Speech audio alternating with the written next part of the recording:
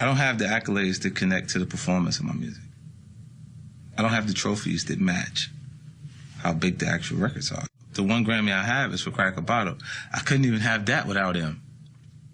You know, and that's why I have so much value for him, not just in my career, just in my life, because he's a guy that, one of my best friends, because I can trust that he's going to be honest with his constructive criticism when it's time to listen to the music before it goes out. He's the only person that did things that I wanted to do.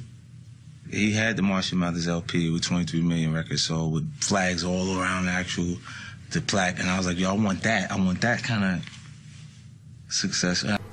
I was just basically extremely nervous, you know, last year getting on the Grammy stage, and he was just like, man, you know, he's like, just enjoy it. He didn't tell me, like, you know, a lot of people would be like, oh, it's nothing. He didn't make it seem like it's not a big deal. He was like, but if you need reassurance before your verse comes, he's like, look at me, man. I'll give it back to you. You know, like, he was like, just look at me and I will reassure you that you belong on that stage. And I did. I came out there, I looked right at him, and he nodded at me, and that's when I knew, like, I'm okay up here, you know. And we had like an amazing rap Grammy performance. I would say it's not rap. It's not rap. It's a lifestyle, it's a culture, and it's for everybody now. You know what I mean? I feel like back in the day, more rap was just for a certain type of person. You had to go through certain things, you had to know certain words and criteria to be in the rap scene. Was it originally black? Yes. Now it's everything. It's right? everything. Yeah. My kids listen. Yeah, there's a lot of man, one of the greatest rappers is Eminem, and he's white. You know what I mean? Yeah. So it's like, not only the color has changed, but just the thought process behind it. Another question. Game, what do you think of Recovery? Classic. I love it. Yeah. Eminem's back? I mean, Eminem is Eminem. If you notice in hip-hop, Eminem is the only rapper that nobody ever wants a problem with, including myself, man. Eminem is like the most lyrically insane. Even when I was going at 50 and, you know, me and Dre wasn't seeing eye to eye, man, I stayed away from the white dude, you know, because he a problem. You know what I'm saying? I understand it. You know what I'm saying? Like Eminem, I don't think it's a rapper he won't slay. And you don't even want a war with Eminem. You know, he crazy. Eminem's nasty. Okay. I don't care what color he is. I don't care none of that, man. You know what I mean? You know, real artists respect real artists, man. And especially like a conscious artist that sits down to write. Mm-hmm. And when he hears another artist that sits down and does his writing, and he know, brother, nasty. You know what I mean? Regardless, you can't take nothing away from his thoughts and his pen. Okay. You know what I mean? And Emma's nasty, man. I tell people to this day, if M was black, he'd be if M was black, he'd be the next Muhammad Ali, man. Unreal. What was that like? I mean, you gotta, come on, I'm a fan of, you know, hip-hop, so you gotta give us something. What was that like, collaborating with him? Eminem he just is, right? He's like, I mean, we went out on a whim and just put it in the air, you know, that it would be great if M would collaborate with us for Pink Friday, and I didn't think it was gonna happen. I mean, I remember we kept talking about it, and I kept thinking, I really was saying in my head, I know it's not gonna happen, but you know, it doesn't hurt. So I sent him one record, and he didn't love it. And did that hurt your feelings to have Eminem say no, okay. No, because he didn't say, you know, artists talk to artists differently. He didn't say I didn't love it, but he just said, could you send me something that's a little bit more me? So I understood that because I'm an artist, and I've had to say the same thing to people. So I remember I sent an email back and I said, you know, I want to thank him just for saying that, just for having enough respect. Because some people, like, you'll send them and you'll ask them, you know, if they would work with you, and sometimes they won't even respond or say anything. But like with M, he had the respect at least to treat me like a peer and say, you know what, I think it's dope, but I don't think it's me. And I just was like, I respect that so much. Social media is that you try to sound like Eminem, and I know he's an influence of yours. Is that a compliment or an insult? Because no rapper wants to be considered an imitator. Yeah, I take it as a compliment. because I'm a student of the game first. Before I jump to any type of booth, you know what I'm saying? I know my history well, you know, from Eminem albums to Pac albums to Dre to Snoop. So, you know, if they hear elements and different pieces like that, then, you know, so be it, because Eminem is, you know, one of the greatest of all time, and nobody can take that from him. Mm-hmm. I can't take it. New artists can't take it. No, nothing. That boy wordplay is out of this world, excluding the fact of whatever racial color or hip-hop is hip-hop, and he got it. What's and Eminem call you? You can only work with one or the other. Who do you Eminem. pick? Didn't even let me finish my sentence. Yeah, I'm sorry. So- Jay-Z is incredible.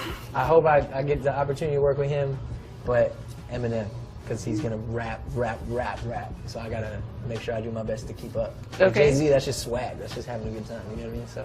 Sure. I don't think Nas is bigger than Eminem. You know, obviously Eminem is the biggest rapper of all time, statistically. You know what I'm saying? And Eminem is like definitely sold more records, but as far as artistry and impact on the culture, I think they're in the same category. Nas, Eminem, Jay-Z, Biggie, Pac, you know what I'm saying? They just woke up and just had the idea of rap in their head and didn't see it somewhere else.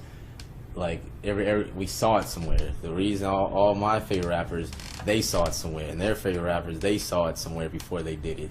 And I saw Eminem doing it. I saw rappers like Crooked I do, and I saw a lot of people. But Eminem was the one that, like, he was the one that I wanted to be like. When I heard his music, I'm like, man, this dude, I relate to him a lot, man. Like, this is he was my role model. You know, that was the rapper that stood out more than any other rapper in the rap game. I didn't really like rap that much until he came in the scene. So, yeah, I have a lot of respect for the dude and the stuff he said. He was just dope. I don't think there's any rapper that's better than Eminem, and I want to learn from the best. So I listen to his stuff a lot, and when you listen to somebody a lot, it's just like natural. You just start to sound like them. You have characteristics in your music that they have in their music, and it starts from there. I'm very excited about tonight. Tell us about your friendship, your relationship with Eminem. Where did it begin? How's it going? And what does he think of me? Yeah, we did a song on my album, Blueprint, the first one, because I got like a lot of them. The first one, we did a song called Renegade. Yeah. And, yeah.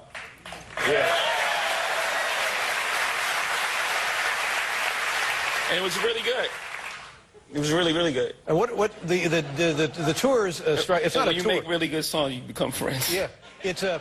And with me and my brother Chris Calico on it already, and sending our verses to him and hearing him say, "Man, Calico killed it. You guys killed it." That's like the best rapper telling you that. You know what I'm saying? So your head is already inflating. Like y'all was dancing in the studio. You was up in there, ooh, back to your b-boy days. You know what I'm saying? Yeah, bro. It was like it was validation. Now, keep in mind that we already knew that we were MCs. You know, we always known that we just murdering everybody for real lyrically.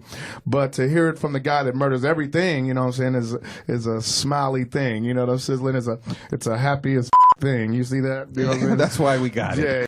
Let me tell you something, man. From my own opinion, the greatest rapper alive, and probably there ever will be, is Marshall Mathers. You know, and I swear to God, I'm not saying that because I was saying that before I was signed. You got Eminem, who's been in the game for so long.